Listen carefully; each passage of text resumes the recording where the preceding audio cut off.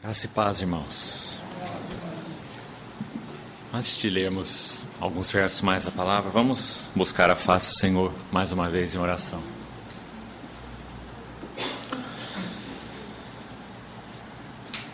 Senhor, que alegria temos em nos reunirmos mais essa vez, debaixo do Teu precioso nome, o Teu vitorioso nome, o Teu suficiente nome.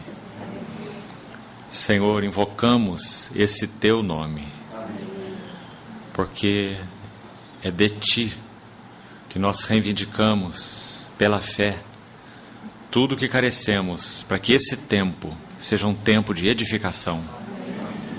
Ó Senhor, assiste-nos, dá-nos suporte, habilita-nos, ajuda-nos. Obrigado, porque podemos contar com a suficiência do Espírito Santo que Tu derramaste. Somos gratos e esperamos confiadamente em Ti, para que o Senhor use esse tempo falando-nos ao coração, interpretando a Tua palavra e nos dando um espírito pronto para responder a tudo aquilo que o Senhor nos reivindicar. Queremos Te obedecer para não enganarmos a nós mesmos, em apenas ouvir a Tua palavra. Nos ajuda. Nós Te pedimos, em nome de Jesus. Amém. Vamos então abrir as nossas Bíblias no Evangelho de João, capítulo 13, primeiro verso. João 13, 1. João 13, 1. Ora, antes da festa da Páscoa, sabendo Jesus que era chegada a sua hora de passar deste mundo para o Pai, tendo amado os seus que estavam no mundo, amou-os até ao fim. Verso 34.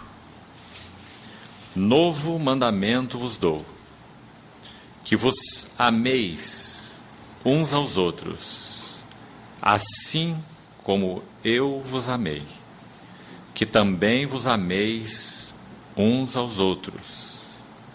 Nisto conhecerão todos que sois os meus discípulos, se tiverdes amor uns aos outros. Romanos capítulo 5,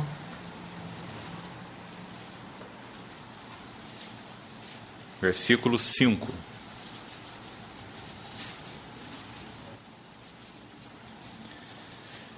Ora, a esperança não confunde, porque o amor de Deus é derramado em nossos corações pelo Espírito Santo que nos foi outorgado. E um último verso, em Efésios, capítulo 5, versos 1 e 2. Efésios 5, 1 e 2.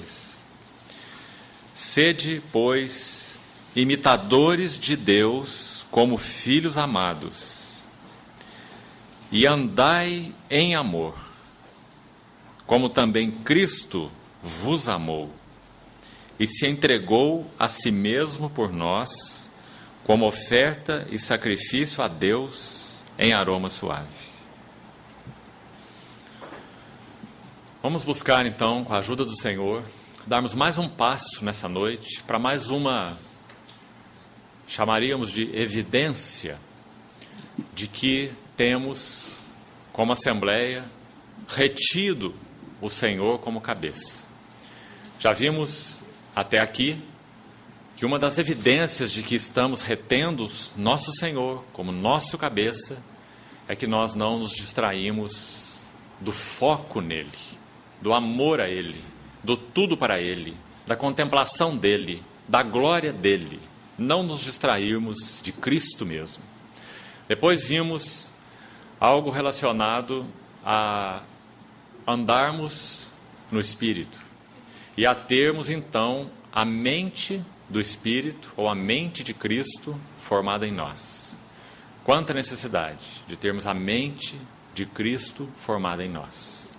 Claro que se nós retivermos nosso Senhor como cabeça, essa será mais uma evidência de que Cristo está em nós, e não apenas nós estamos em Cristo, mas Cristo tem sido formado em nós, no fato de que nós teremos a mente de Cristo. Ontem vimos um pouco a respeito disso. E vamos ver hoje, darmos um passo a mais e vermos uma marca a mais, uma evidência a mais. E é essa tão clara, tão destacada na palavra de Deus, e vamos buscar com a ajuda do Senhor gastarmos todo o tempo hoje vasculhando um pouco das Escrituras nesse assunto tão tremendo. Andai em amor.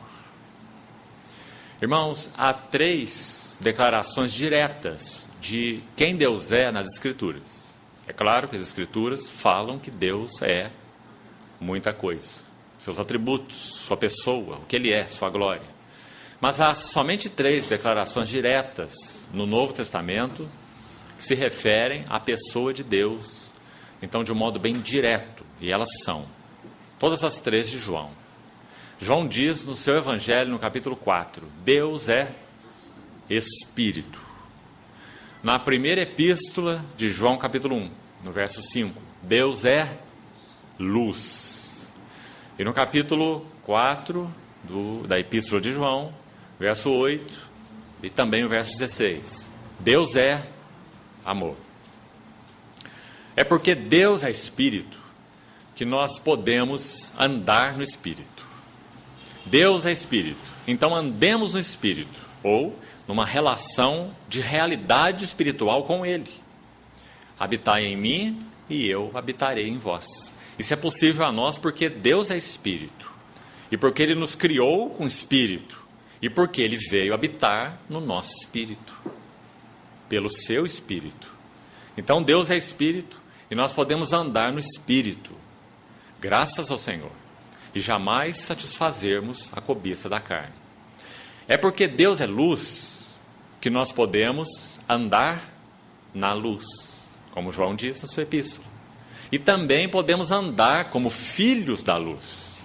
As duas coisas são complementares, mas são diferentes. Quando João diz, Deus é luz e não há nele treva nenhuma, logo na sequência do contexto, 1 João 1:5 e em diante, ele diz, se andarmos na luz, como Ele na luz está, porque Ele é luz, na qual não há treva nenhuma. Então, se andarmos na luz, em outras palavras, andarmos nele, em relação com Ele, então nós mantemos comunhão uns com os outros. Então está aí um dos segredos da comunhão, andarmos na luz com Deus. Comunhão não é um assunto que começa no aspecto horizontal, começa nesse aspecto vertical. Se realmente nossas vidas têm sido expostas na presença do Deus que é luz, se nós amamos a sua luz, se nós temos orado, sonda-me, ó Deus, e conhece o meu coração, prova-me, conhece os meus pensamentos, vê se há em mim algum caminho mau, guia-me pelo caminho eterno, e isso é andar na luz. Então, se andamos na luz, como Ele na luz está, mantemos comunhão uns com os outros. Não é maravilhoso isso? Por que encontramos tantas vezes dificuldade na comunhão? Penso que parte da resposta está aí. Nós não podemos refutar a luz de Deus no nosso ser interior. Nós precisamos andar na luz, como Ele na luz está. Todas as coisas, quando manifestas pela luz, ou quando reprovadas pela luz, elas se tornam manifestas. O propósito do Senhor em andarmos na luz é esse. Graças ao Senhor, porque essa provisão de andarmos na luz, irmãos, é tão plena, tão magnífica.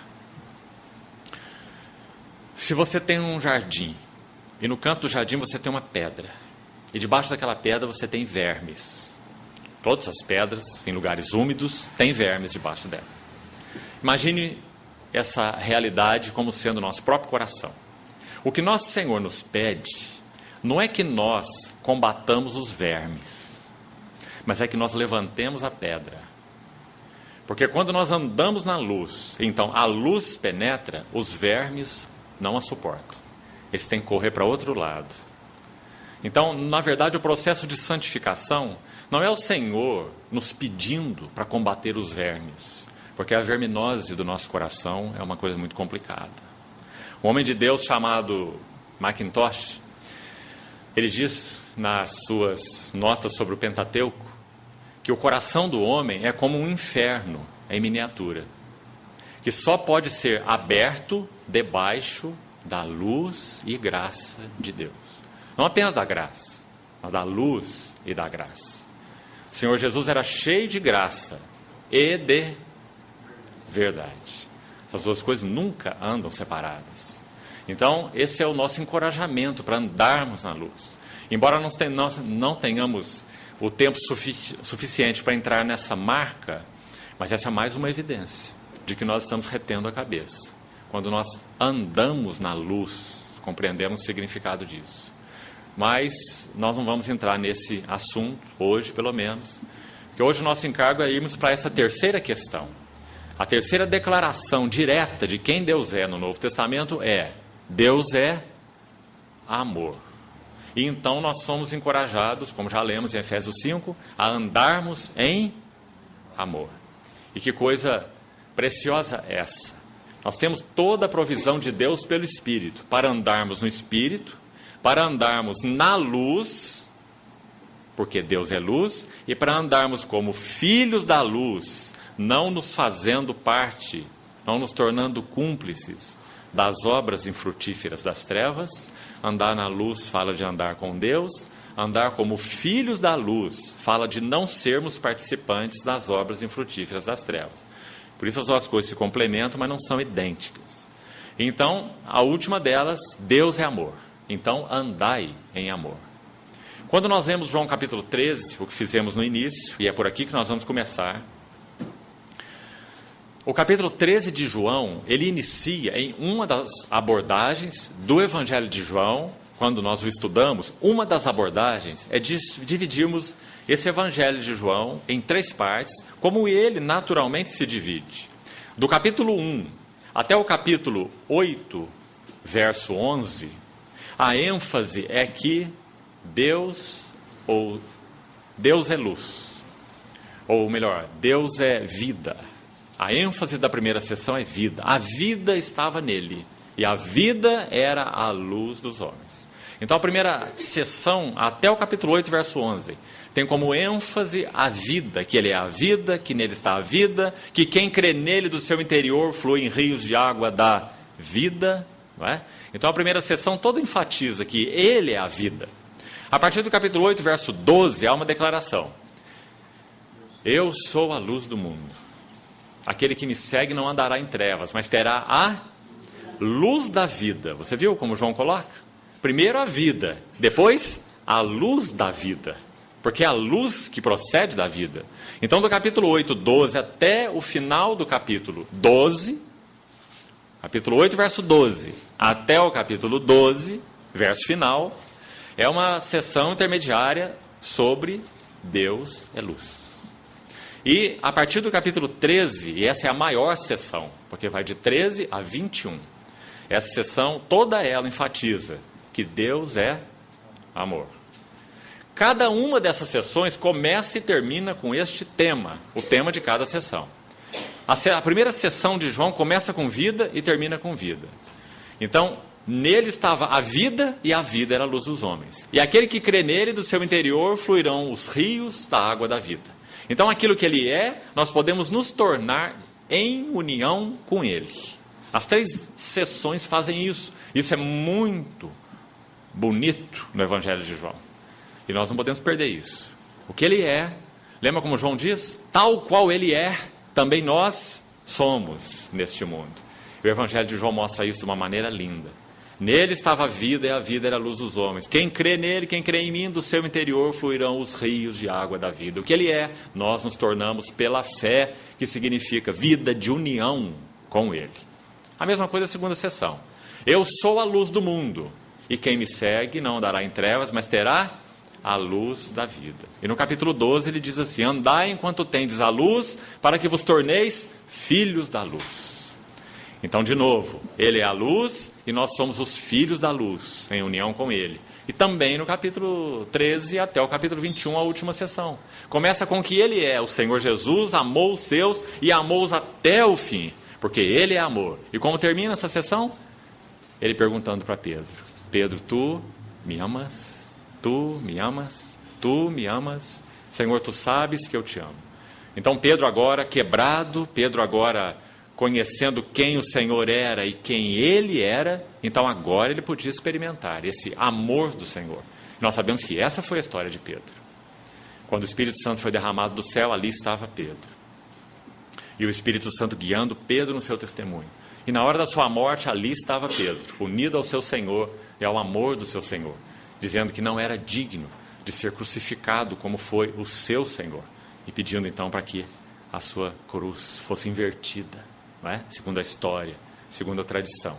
Então Pedro foi tornado um no amor do Senhor. Graças ao Senhor por esse chamamento que temos, para que sejamos sua luz, sua vida, seu amor. Então, essa última sessão do Evangelho de João, vamos voltar a ela, João capítulo 13, ela apresenta um segredo, irmãos, tão necessário de ser bem visto na nossa relação com o Senhor e uns com os outros. Esse segredo do amor, como o Senhor o apresenta. Observe, nós não vamos entrar nos detalhes desse capítulo, mas você sabe que é um capítulo extremamente precioso.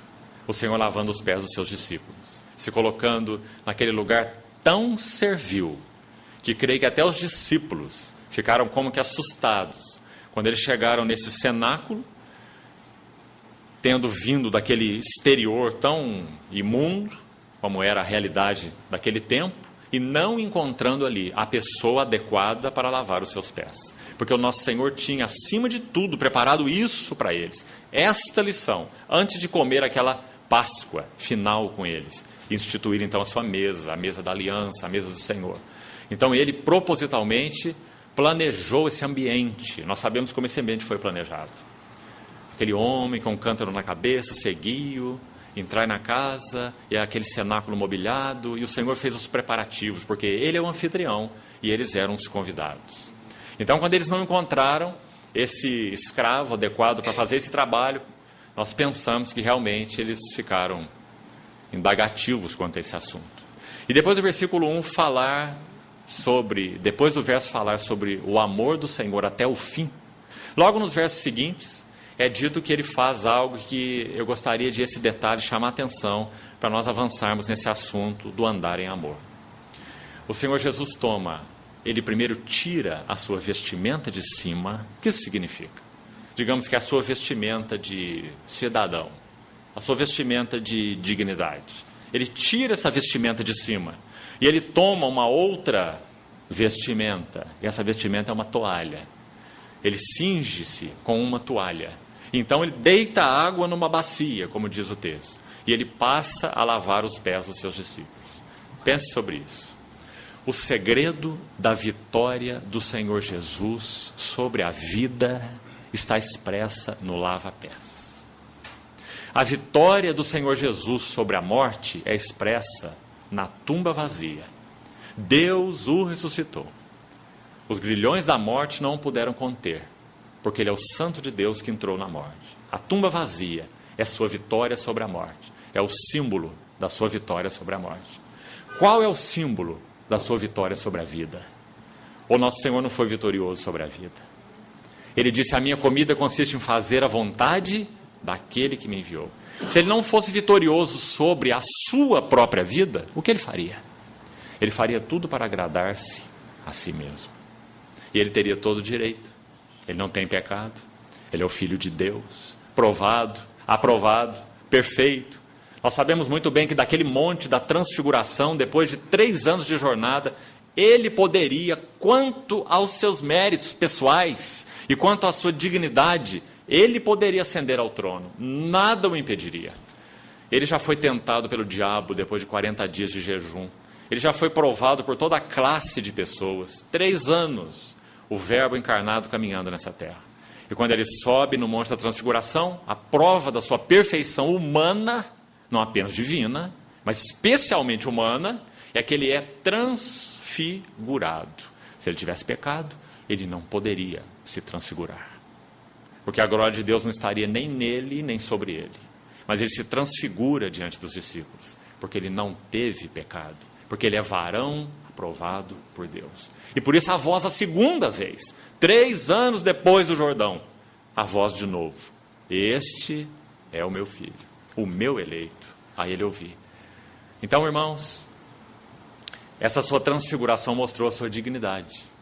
Mas, por causa do Senhor Jesus não ter vivido para si mesmo, por causa dele ter obtido vitória sobre a sua própria vida, não fazendo a sua própria vontade, não andando pelos seus próprios caminhos, ele disse: o meu ensino não é meu, o meu juízo não é meu, não é? Minha comida consiste em fazer a vontade do Pai. Não seja como eu quero, e sim como tu queres. Quando ele encarava, agonizando, a separação que estava tão próxima, a cruz do Calvário. Esse foi o nosso Senhor. Então ele amou os seus até o fim. E a bacia e a toalha representam a vitória do Senhor Jesus sobre a vida. Amados irmãos, o segredo para nós andarmos em amor é a bacia e a toalha. Se nós não vivemos vidas de servos, se nós não conhecemos o Senhor e andamos com o Senhor como o servo perfeito, nós não temos como andarmos em amor. A bacia e a toalha representam a vitória do Senhor Jesus sobre a vida. Antes que ele fosse vitorioso sobre a morte, ele teria que ser vitorioso sobre a vida. Você consegue ver isso? Se ele não fosse vitorioso sobre a vida, ele iria fazer a sua própria vontade, e não a vontade do Pai. Mas porque ele foi vitorioso sobre a vida, ele pôde ser vitorioso sobre a morte. Então a bacia e a toalha são tão tremendos, que denotam o caráter da vida humana perfeita do Verbo de Deus, do Senhor Jesus. Agora, depois então, dessa descrição tão sublime do lava-pés, o que nós lemos nos versos finais? 34 e 35, que fizemos a leitura no início. Novo mandamento vos dou. Vamos andar um pouco devagar também nesses versos. Em que sentido esse mandamento que o nosso Senhor está dando aqui, relacionado ao tópico que estamos compartilhando, andar em amor, como a evidência de que o cabeça está sendo retido por nós, qual é a distinção do que o Senhor falou aqui nesse versículo, que ele possa então chamar de novo mandamento? E aqui então nós precisamos ser muito cuidadosos, porque senão nós não vamos entender o que aqui é novo. Porque a lei já dizia assim. O resumo da lei, quando o nosso Senhor perguntado o que é a lei, o que ela significa, qual é o maior mandamento da lei? Nosso Senhor respondeu: amarás o Senhor teu Deus, de todo o teu coração, toda a tua alma, entendimento e forças. E paralelamente a esse, como então a consequência desse, o resultado desse, a prova de que este aqui é verdade amarás o teu próximo como o quê? Como a ti mesmo. Então guarde essas palavras. Porque aqui o Senhor diz: novo mandamento vos dou. Então, se o que o Senhor descreve aqui é igual à lei, então não há nada de novo. Não é? Porque a lei já tinha 1.500 anos, desde Moisés. Mas quando o Senhor diz novo mandamento, então o que há de novo? Ele diz: amai-vos uns aos outros. Isso também a lei dizia. Mas amar-nos uns aos outros como nós amamos a nós mesmos. Essa é a lei. Mas o novo mandamento é: amai-vos uns aos outros, como eu vos amei. Isso não é o que a lei dizia. Isso é o que só é possível em Cristo. Então, irmãos, de novo aqui nós temos que tomar muito cuidado com essa influência da psicologia na vida da igreja, uma vez mais. Pense comigo e julgue você mesmo. Às vezes nós ouvimos alguns dizerem assim: nos relacionamentos da igreja, nós precisamos ser amados. E a ênfase está no ser amado. Nós precisamos ser amados, mas a Bíblia nunca diz isso. A Bíblia sempre diz que nós precisamos amar. Porque, irmãos, aqui há um mistério que eu não tenho a pretensão de explicá-lo, porque não consigo, mas sei que é verdadeiro. Quanto mais nós, em Deus, lemos Romanos 5,5, o amor de Deus, porque Deus é amor. O amor de Deus, ele é derramado nos nossos corações. Graças ao Senhor, nós não somos trevas, nós somos luz do Senhor. Nós somos filhos do amor. Deus é amor, nós estamos nele, ele está em nós. O amor de Deus é derramado, não pingado, com conta-gotas, né? Doses de homeopatia. Não, esse não é o amor de Deus. O amor de Deus é derramado nos nossos corações, pelo Espírito Santo que nos foi outorgado. É derramado presente, foi outorgado passado. O Espírito Santo já nos foi outorgado. Por isso o amor de Deus é derramado, é um presente, não é um passado. Significa que nós vamos entrando na experiência do amor de Deus passo a passo. Deus é amor. O amor de Deus derramado em nossos corações, amando a Deus, amando uns aos outros. Então, na medida em que nós conhecemos essa realidade e fluímos essa realidade, porque o amor de Deus foi derramado, é derramado, então nós nos abrimos para receber amor. Creio que esse realmente é um mistério. E eu creio que cada um de nós pode comprovar isso. Você quer errar? Então entre em um relacionamento para receber amor. Você já errou. Você quer acertar? Entre em um relacionamento para dar amor. Por isso a palavra de Deus diz, mais bem-aventurado é dar do que receber. E como nós dissemos, é mais do que isso. Se nós não temos tido experiência da realidade, do amor de Deus por nós, e vivido neste amor, imersos neste amor, é como se nós não pudéssemos destampar o pote para recebermos amor. Então sabe o que acontece conosco? Nós nos tornamos, primeiro, críticos.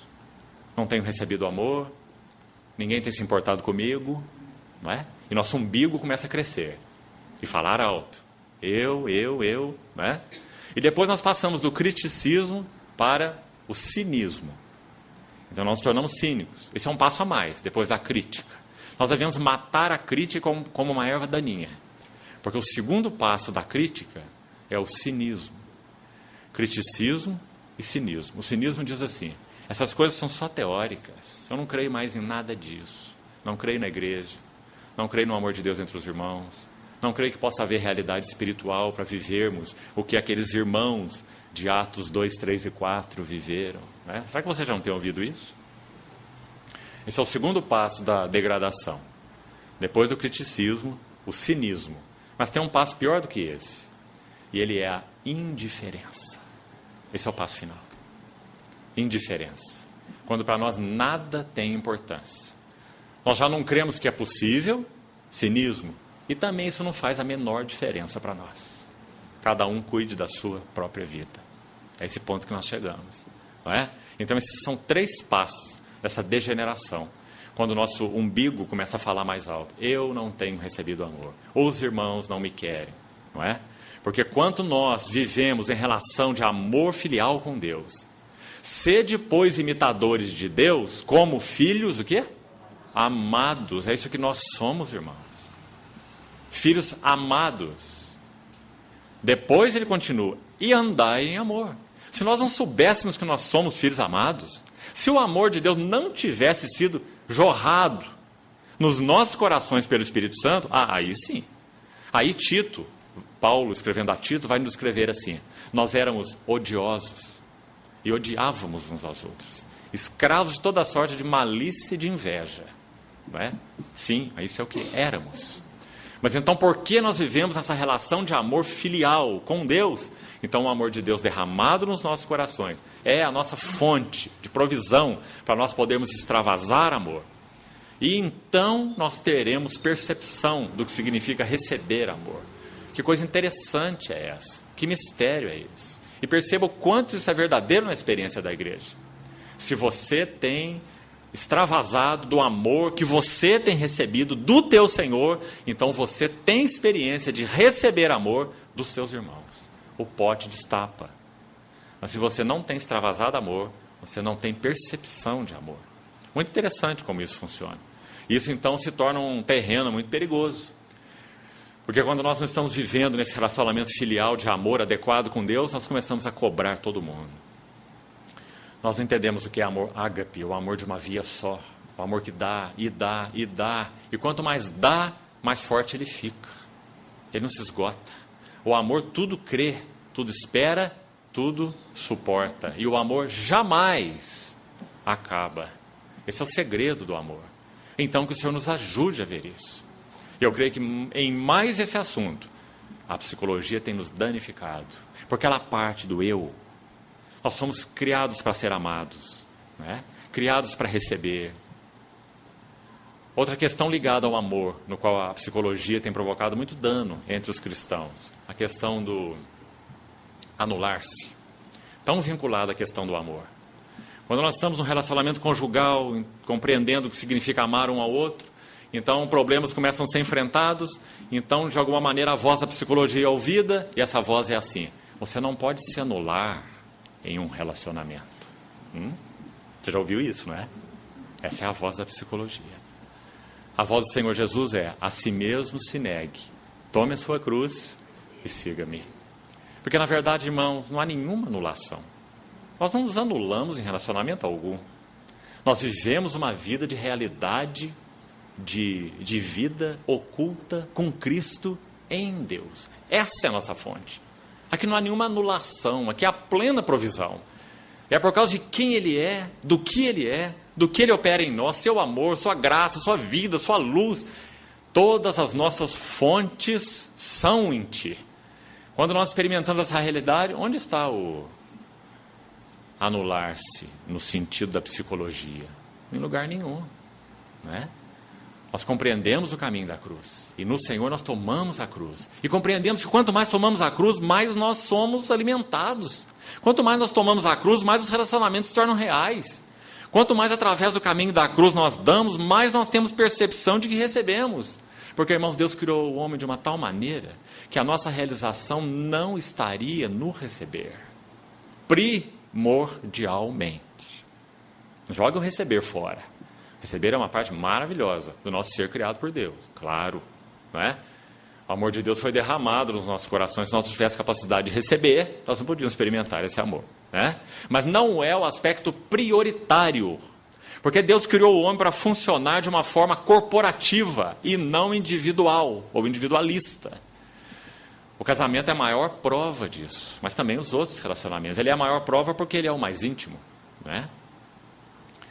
Nós danificamos todo o significado da vida conjugal quando nós vivemos para saciar nossa sede no relacionamento e não para saciar a sede do outro no relacionamento. Não é assim? Mesma coisa na vida da igreja. Quando nós amamos, então nós temos percepção de que somos amados. Então nosso Senhor Jesus, quando se coloca na ceia com esses discípulos, é isso o que a palavra diz. Que Ele é esse verbo encarnado, o amor de Deus encarnado, que amou os seus e que os amou até o fim. Então ele toma aquela bacia, aquela toalha, que expressam a vitória dele sobre a vida egocêntrica. Lava os pés dos seus discípulos. Termina aquele serviço, volta para a mesa e diz assim: vós me chamais o Mestre e o Senhor. O Mestre e o Senhor. Se você observar a narrativa do capítulo 13, você vai ver que no verso 13, ele coloca nessa ordem: Mestre primeiro, Senhor depois. E assim que eles o chamavam, observa essa nota. Mas quando ele prossegue no verso 14, olhe lá. Ora, se eu sendo o Senhor e o Mestre. Acho que é uma inversão bem interessante, né? Porque a maneira deles verem o Senhor é, em primeiro lugar, Mestre, em segundo lugar, Senhor. Mas o Senhor deu uma lição para eles tão marcante no lava-pés que ele inverte isso. Ele diz: eu sou o Senhor e o Mestre. Ele coloca o Mestre em segundo plano. Porque ele está dizendo o que é senhorio, segundo a visão do céu. O que é senhorio, segundo a visão celestial. Compreendeu? Então ele diz: eu sou o Senhor e o Mestre. E vos lavei os pés, então vós deveis lavar os pés uns dos outros. E ele diz: se sabeis essas coisas, então sereis bem-aventurados se as praticardes. Que lindo capítulo, esse capítulo 13 de João, não é? Porque nós não teremos bênção em apenas saber. Deus é amor, Cristo nos amou, Cristo deu a vida por nós. Não. Graças ao Senhor por tudo isso.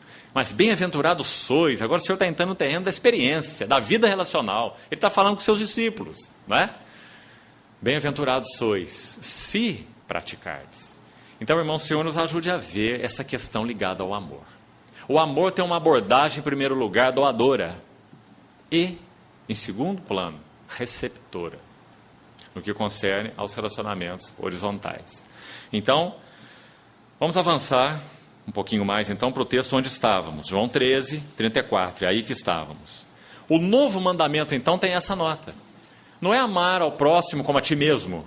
É amar-nos uns aos outros, na vida e nos relacionamentos dos santos, da igreja, como Cristo nos amou. Como Ele nos amou? João 13:1 já disse, Ele nos amou até ao fim. Então esse é o modelo. Agora, irmãos, vamos pensar uma coisa aqui sobre isso, só para fazer uma ilustração, que acho tão significativa. Você se lembra do registro do livro de Gênesis, capítulo 4, depois que Caim mata Abel? É dito que Caim foi expulso da presença do Senhor. E você vai encontrar lá a partir do verso 17, capítulo 4 de Gênesis. Ele é expulso da presença do Senhor e vai habitar na terra de Nod. E lá você vê que a descendência de Caim, ele teve um filho chamado Enoque também. Não é aquele Enoque que andou com Deus, é o Enoque, filho de Caim. E lá diz que uma cidade foi edificada por aquela geração chamada a cidade de Enoque. Então a preocupação daquela geração, porque perdeu a segurança do amor de Deus, foi edificar para si cidades, porque ela buscava proteção. Foi fazer para si instrumentos cortantes de bronze e de ferro, porque buscava segurança. Instrumentos musicais, porque perderam a satisfação no próprio Deus. Interessante você ver aquela geração. Como ela se compôs sem Deus. Edificando cidades para proteção, instrumentos para segurança, música para satisfação. Então, quando você olha aquela sequência, você vai descobrir que, depois de Adão, pela linha de Caim, o sétimo homem nessa linha se chama Lameque. Ele está citado em Gênesis 4. Só você conferir lá. E é dito que Lameque tomou para si 2 esposas, Ada e Zilá. Agora é interessante o texto, marcante, por causa de um fato, ele é muito marcante. Nosso Senhor vai retomar esse assunto, por isso é importante. É dito que Lameque, como que colocando assim, as suas 2 mulheres sentadas à sua frente, disse assim para elas: ouvi-me, mulheres de Lameque. Ele vai dar uma mensagem para elas. Olha a mensagem desse marido de 2 mulheres. Ele diz assim para elas: eu matei um homem, porque ele me feriu. A segunda mensagem é pior que essa. Ele diz assim: e eu matei um rapazinho, porque ele me pisou. Você viu a degeneração da primeira para a segunda morte aí? Um homem me feriu e eu matei. Um rapazinho me pisou e eu também o matei. Aí ele disse assim: 7 vezes se tomará vingança de Caim, mas de Lameque, ele falando, 70 vezes 7. Então você se lembra que quando Pedro indaga o nosso Senhor sobre quantas vezes se deve perdoar o seu irmão, nós ficamos pensando que André devia ser uma pessoa complicada, não é? Porque Pedro pergunta quantas vezes ele deve perdoar o seu irmão e acho que ele estava pensando no André. Então ele diz: será que 7 vezes? Então nosso Senhor disse o que para ele? Não te digo até 7, mas 70 setes é a ideia. Então você vê que o Senhor usa essa palavra. A primeira menção de 70 setes na Bíblia está aí. É da boca de Lameque. Não é maravilhoso?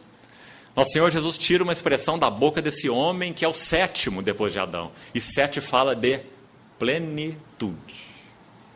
Aquele homem, Lameque, expressou o que é a plenitude do homem apartado de Deus. E Caim foi expulso da presença do Senhor. Esse é o resultado. Lameque. Esse é o que nós somos por natureza. Então, nosso Senhor retoma essa palavra de Lameque, aplicando para Simão. E dizendo até 70 setes, graças ao Senhor. Por que isso? Porque quando nós cremos nele, do nosso interior fluem rios de água da vida. Porque ele é a vida. E nós estamos em união com ele. Não é? Então, que coisa importante é essa? Queridos, quando o Senhor cita a expressão ventre, em João capítulo 7... Quem crer em mim, do seu interior, algumas versões e outras dizem do seu ventre, fluirão rios de água viva. A palavra lá no original, ela aparece só 3 vezes no Novo Testamento. E me permita de passagem te mostrar o significado disso, a beleza disso. Em Romanos 16, 18, está ela lá. Quando Paulo fala sobre os falsos apóstolos ou falsos servos, ele diz assim: eles não servem a Cristo, mas servem ao seu próprio ventre. Está lá a palavra. Koilia é a palavra grega no original. Eles servem seu ventre. E ela aparece também lá em Filipenses 3, no verso 19, quando Paulo fala sobre os inimigos da cruz de Cristo. Ele diz: eu vos digo até chorando, eles são inimigos da cruz de Cristo. O Deus deles é o ventre. Está lá a mesma palavra de novo. O destino deles é a perdição. O Deus deles é o ventre. Visto que só se preocupam com as coisas terrenas. Então, ventre em Romanos 16, ventre em Filipenses 3, os dois no sentido negativo. E qual o sentido negativo? O nosso ventre, por natureza, nos controla. O Deus deles é o ventre. Não é? Vivem pelo que gostam, pelo que querem, pelo que lhes dá satisfação. Idolatram-se a si mesmos. O Deus deles é o seu próprio ventre. O Deus deles são os seus desejos. O Deus deles são suas cobiças, suas paixões, suas ambições. O Deus deles é o ventre.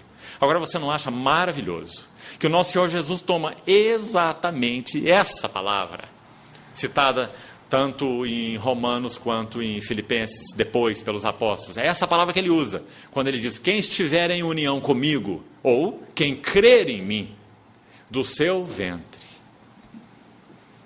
O nosso ventre, por natureza, é o ventre de Lameque. Esse é o nosso ventre.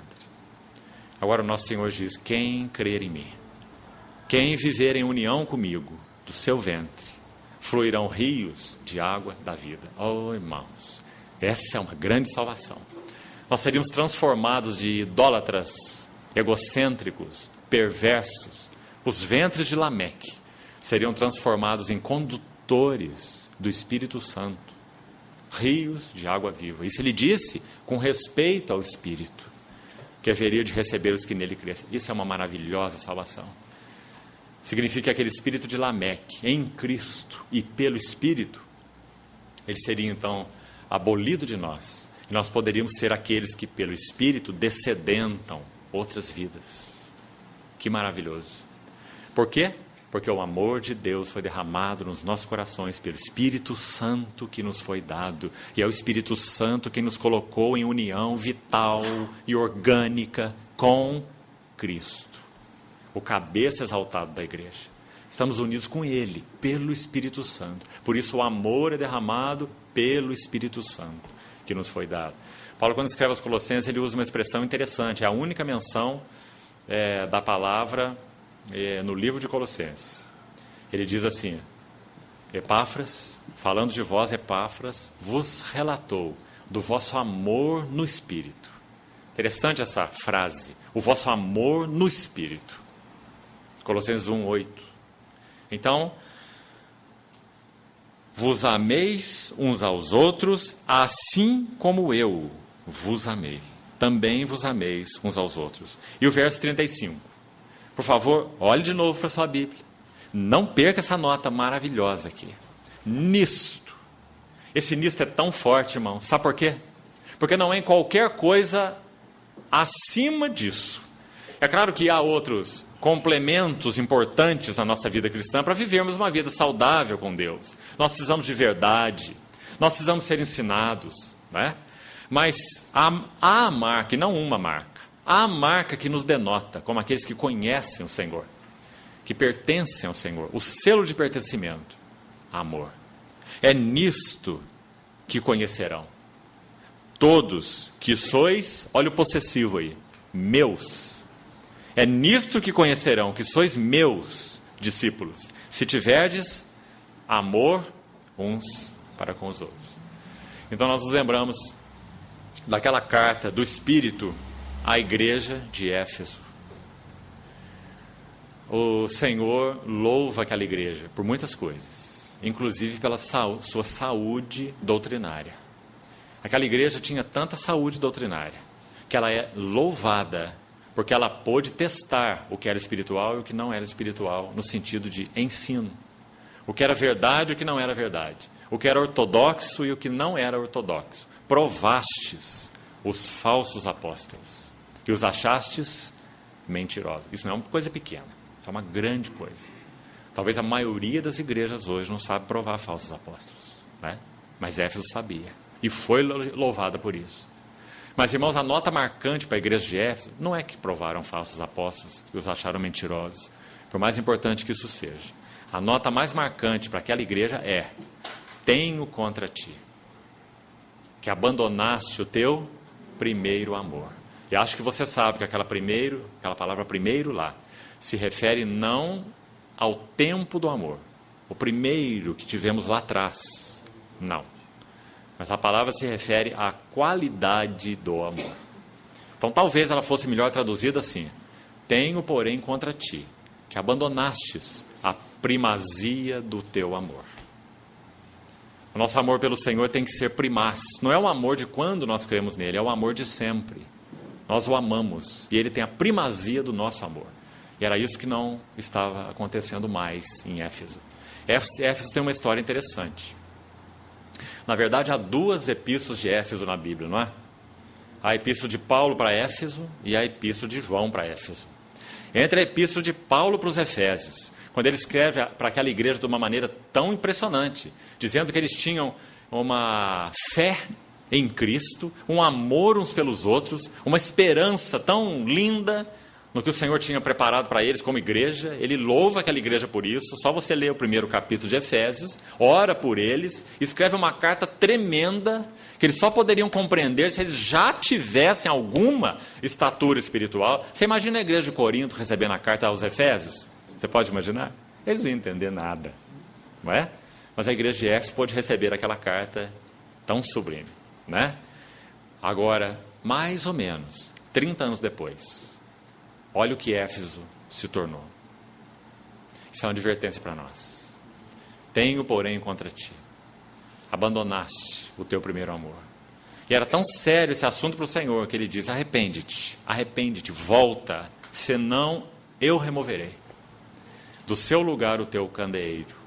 E nós podemos olhar para trás, quase 2000 anos de história, e vermos que o candeeiro foi removido de Éfeso, porque Éfeso, de alguma maneira, não se arrependeu.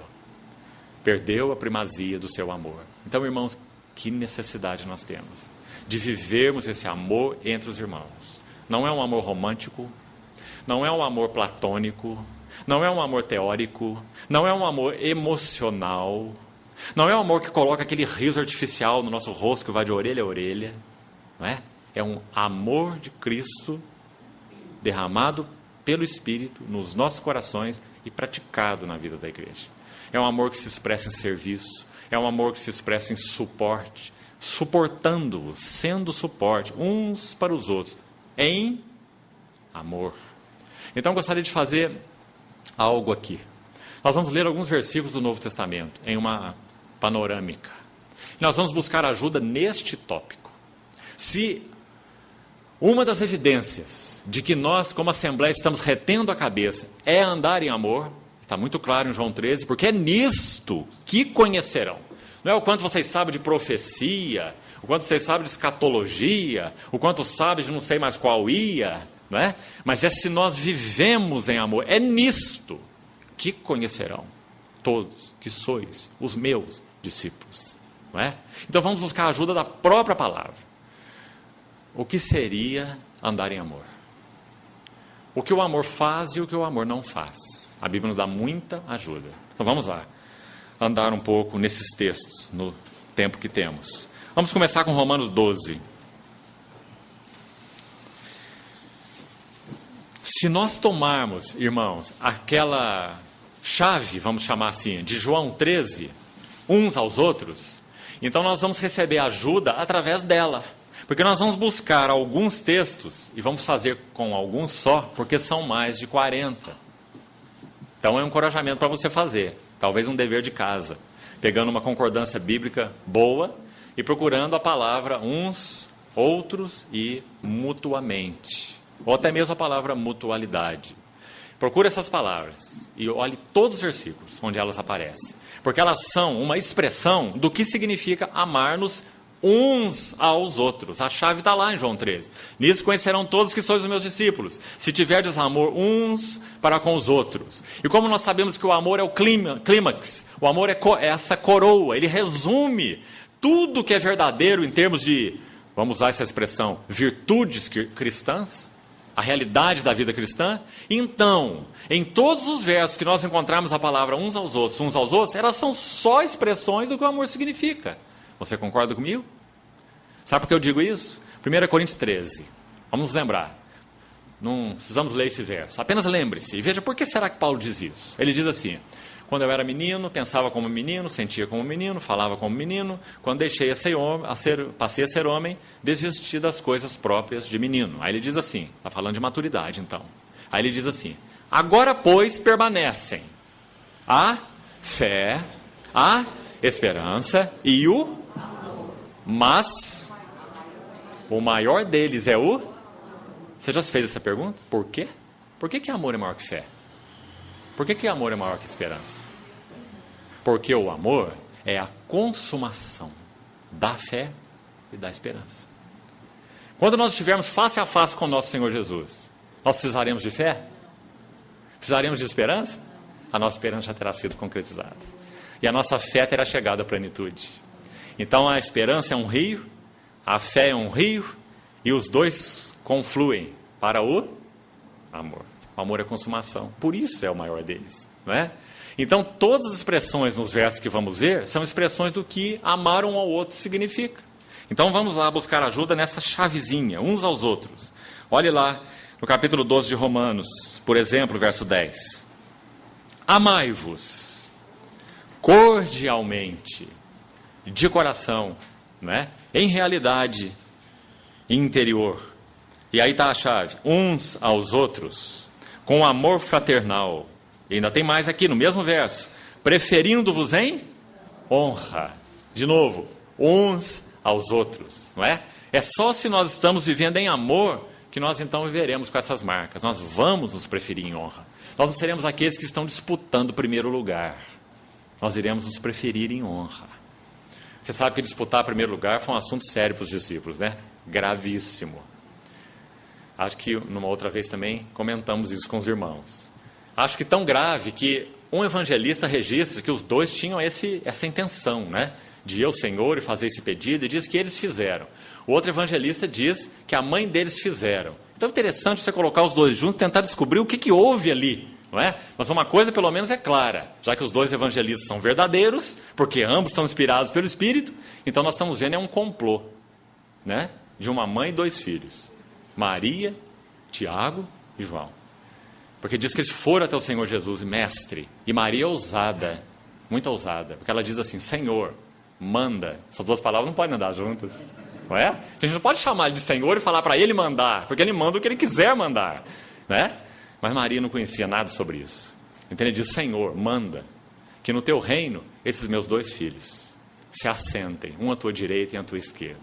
Mãe é mãe em qualquer lugar do mundo, né? Então o Senhor diz assim para eles todos: não sabeis o que pedis. Eles só viam glória, reino, domínio. Eles não entendiam o que era a cruz.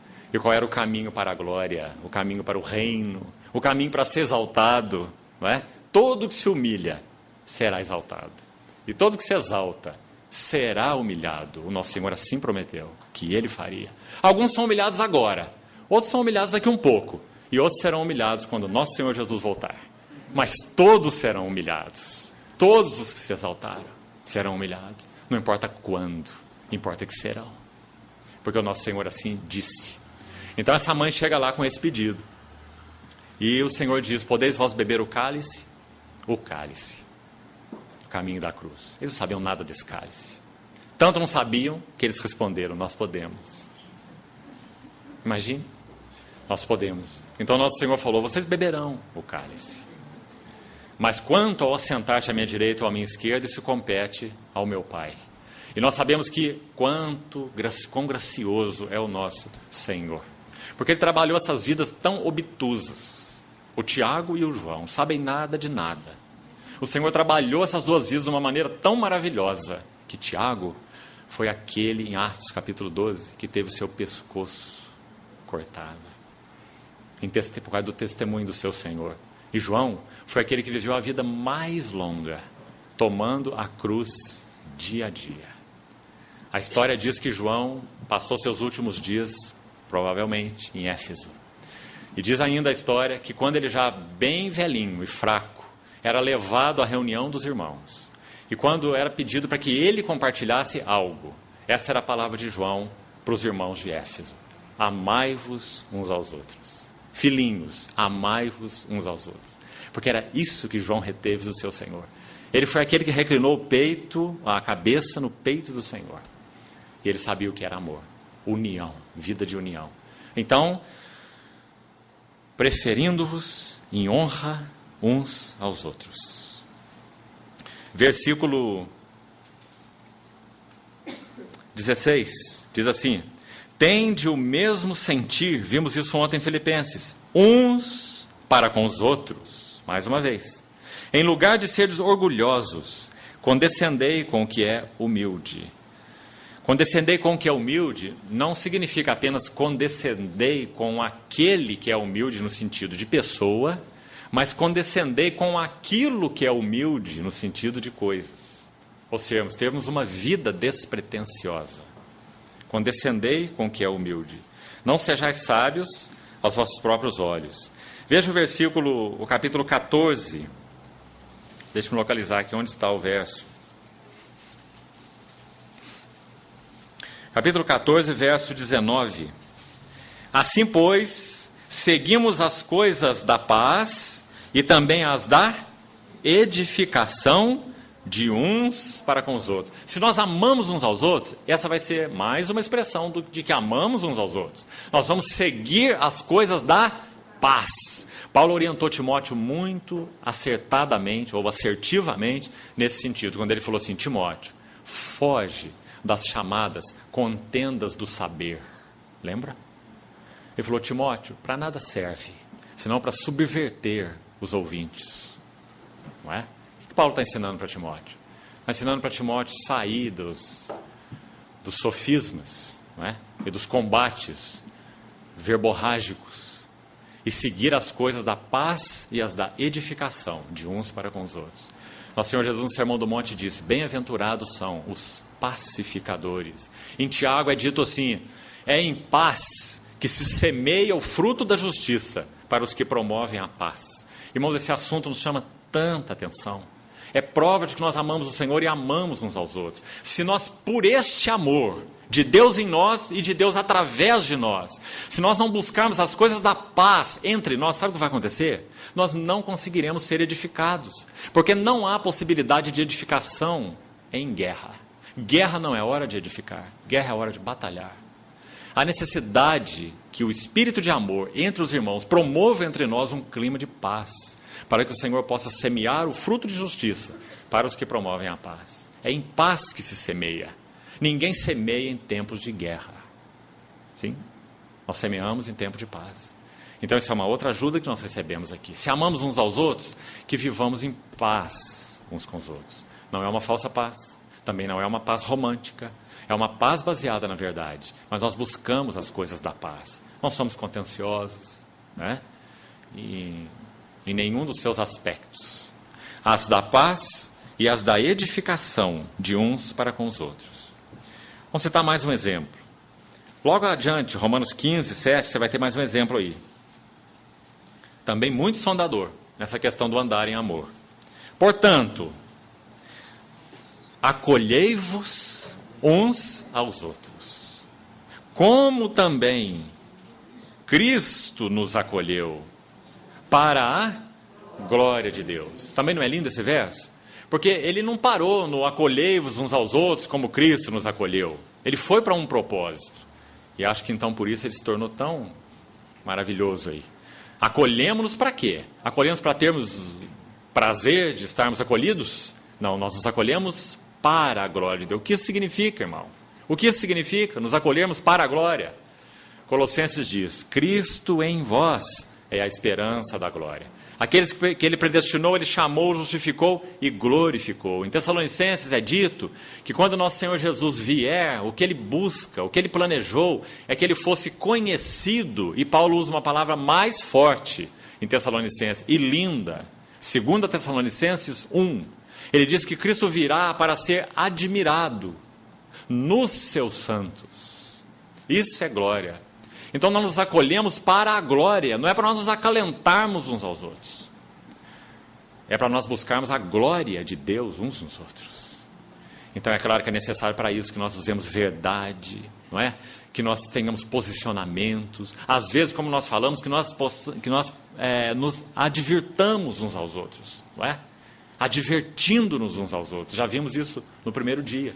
Paulo diz advertindo todo homem, ensinando todo homem, toda sabedoria. Esse era o anseio dele, o desespero dele, para que apresentemos todo homem perfeito em Cristo. Isso é glória, não é? Então acolhemos-nos para a glória. Nós nos acolhemos porque queremos ter um ambiente confortável. Precisamos buscar a glória de Cristo uns nos outros, irmãos. Para isso nós temos que ser tão cuidadosos. Não saia da vossa boca nenhuma palavra torpe, senão unicamente a que for boa para edificação. Sabe qual a visão do Novo Testamento? Nossa língua é nossa glória. Aquele cântico de Maria, capítulo 1 de Lucas, é dito assim: meu espírito se alegrou e minha língua exultou. Há uma versão que diz assim: e minha glória exultou. Na visão do Novo Testamento, nossa língua é nossa glória. Sabe por quê? Porque língua fala de expressão. Quando o Espírito Santo foi derramado do céu, qual foi um dos sinais no dia de Pentecostes? Eles passaram a fazer o quê? Falar em línguas. Isso demonstrou o governo do Espírito Santo sobre a língua deles. Você vê que interessante?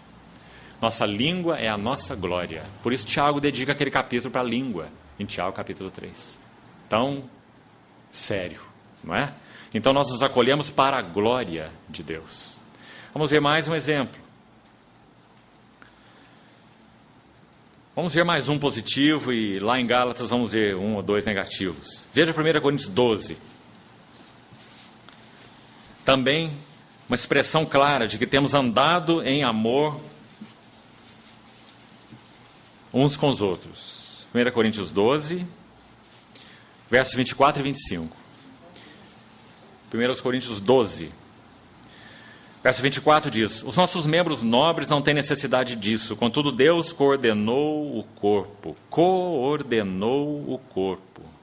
concedendo muito mais honra àquilo que menos tinha, para que não haja divisão no corpo, pelo contrário, cooperem. Queria chamar a atenção dos irmãos para essas duas palavras, coordenou e cooperem. Os membros com igual cuidado, como? Diz aí, como agora? Em favor uns dos outros. Está dizendo que o corpo de Cristo se anda em amor, se vive em amor. Então essa é uma dos reflexos. Nós buscamos no corpo de Cristo cooperação, com igual cuidado em favor uns dos outros, e buscamos coordenação, porque nós vivemos em amor. Nós estamos enlaçados em amor. E o corpo não é desarmônico, nem individualista. Nosso corpo físico, né? E muito mais o corpo de Cristo. Então, vamos concluir com 1 ou 2 versos. Vamos em Gálatas primeiro. Vamos em Gálatas e talvez mais 1 ou 2 em Tiago. Agora no aspecto negativo. Junte tudo isso, irmão.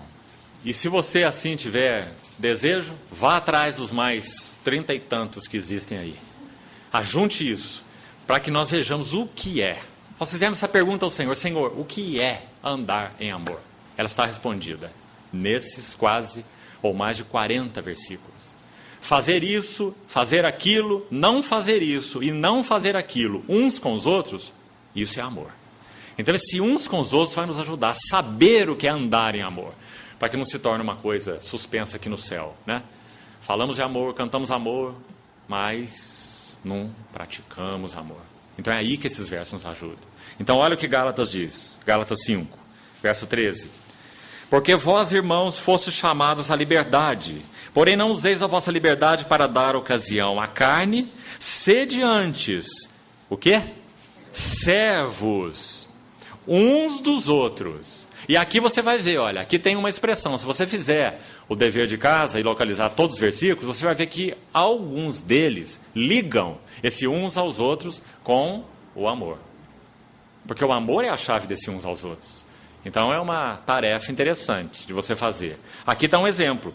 Nós só podemos ser servos uns dos outros pelo amor. Não é? Então uma das demandas da vida de amor na igreja qual é? É sermos servos uns dos outros. Ontem também vimos isso relacionado à questão da mente de Cristo, né? Preferindo-os em honra uns aos outros, não tem em vista cada um que é propriamente seu. Agora, veja o que diz o verso 15, uma nota negativa, séria e importante. Se, porém, vós vos mordeis e devorais uns aos outros, vede que não sejais mutuamente destruídos. Então essa aqui é uma expressão do que significa não andar em amor. Nós estamos pelejando uns com os outros. Sabe qual é a fonte dessa peleja? Sempre você precisa do contexto. A fonte dessa peleja está descrita no verso 13. A carne.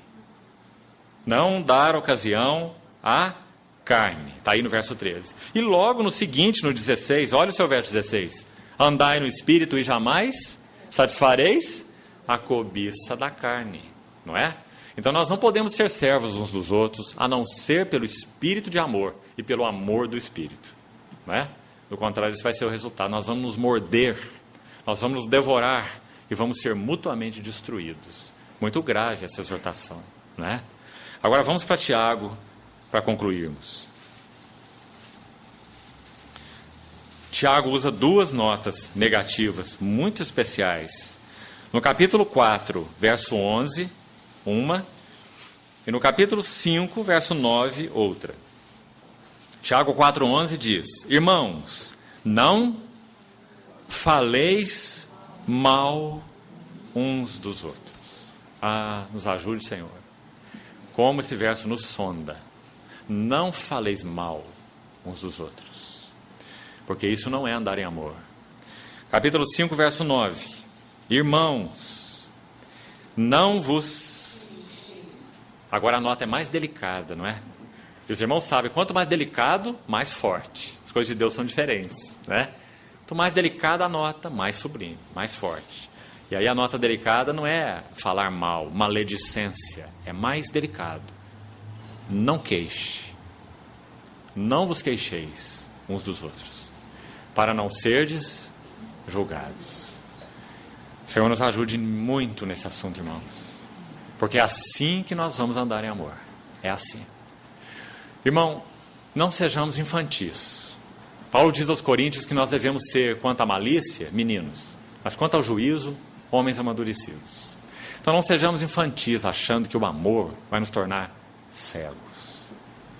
E nem que o amor vai nos levar a ter vistas grossas. São palavras que nós escutamos muitas vezes, né? O amor é cego. E que o amor faz vista grossa. Não. Deus é amor e Deus não é cego. Deus é luz na qual não há treva nenhuma. Não é? Pedro, na sua epístola, 1 Pedro 4, diz assim: o amor, ele cobre multidão de pecados. Por causa da sua natureza. Não é porque ele é cego. É por causa da natureza dele. Então que o Senhor nos ajude a compreender isso. Nós não somos chamados para, andando em amor na vida da igreja, fazermos vistas grossas, como nós falamos, ou fecharmos os olhos para tudo. Não.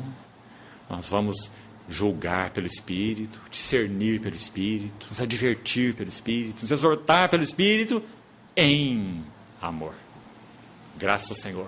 Por isso Efésios fala que nós devemos seguir a verdade, mas em amor, para que nesse equilíbrio nós possamos crescer em tudo, tudo, naquele que é o cabeça. E esse é o nosso assunto nesses dias, retendo a cabeça. Verdade e amor, crescendo em tudo naquele que é o cabeça. Não há outra maneira de crescer naquele que é o cabeça, não há outra maneira de reter o cabeça, é só essa. Verdade e amor, num maravilhoso equilíbrio. E nós podemos dizer assim, que o amor, ele é o suporte e a coroa da verdade. A verdade vai ficar ensanduichada no amor.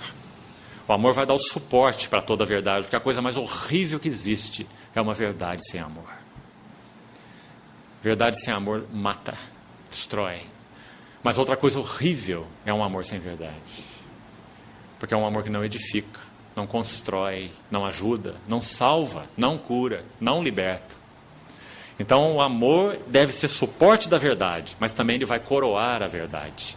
Porque toda a nossa prática da verdade, a verdade em Cristo, vai nos levar ao clímax do amor. Nós seremos verdadeiros em amor e viveremos um amor de verdade e na verdade. Compreende, irmão? Por isso esse equilíbrio, seguindo a verdade em amor, vamos crescer em tudo, naquele que é o cabeça. Então essas são algumas poucas, não lemos nem 10, de todos os versículos que falam sobre esse uns aos outros, andar em amor, amai-vos uns aos outros, e o que isso significa. Então que o Senhor nos ajude a, em mais esse assunto, sermos sondados, para que Ele possa obter na sua igreja esse lugar de amor, esse lugar de verdade, esse povo que cresce em verdade e em amor. Nos ocupamos uns com os outros em verdade e em amor, zelando pelas almas uns dos outros, cuidando uns dos outros, porque para isso fomos chamados. É essa glória que Cristo busca em nós. Essa é a glória de Cristo na igreja. Por isso é dito que o nosso Senhor era cheio de graça e de verdade. Graça é a expressão do seu amor. Verdade é a expressão de que Ele é luz. Quando João diz Deus é luz, isso é equivalente a Jesus Cristo é cheio de verdade. Luz, verdade. Quando João diz Deus é amor, isso é equivalente a Jesus Cristo é cheio de graça. A graça, o amor é a fonte da graça e a luz é a fonte da verdade. Então o Senhor Jesus era cheio de graça e de verdade, porque Deus é luz e Deus é amor. Então que o Senhor nos introduza nesse ambiente na vida da igreja. Esse é o único ambiente que será uma nota de testemunho. Não se esqueça, nisto conhecerão todos que sois os meus. Amém. O Senhor nos continue falando no coração. Vamos orar.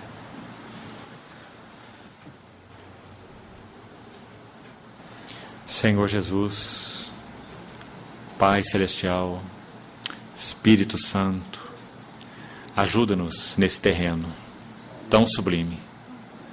Socorre-nos para que possamos crescer em verdade e em amor. Sonda nossos corações. Queremos, conhecendo a verdade, sermos por ela libertados. Ó Senhor, e também nos introduz no Teu amor. Ajuda-nos a andar e viver em amor, retendo a cabeça, para que o Senhor obtenha Tua glória no Teu corpo.